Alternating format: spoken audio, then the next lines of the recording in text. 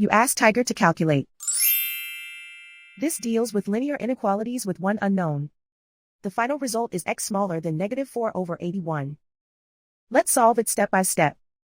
Isolate the x. Divide both sides by -81. Whenever you multiply or divide by a negative, reverse the inequality sign.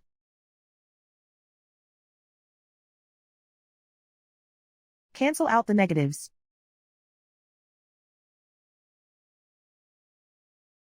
Simplify the fraction.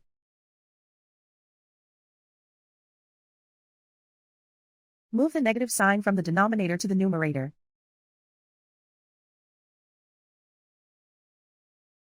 Plot the solution on a coordinate grid. And so the final result is x smaller than -4/81.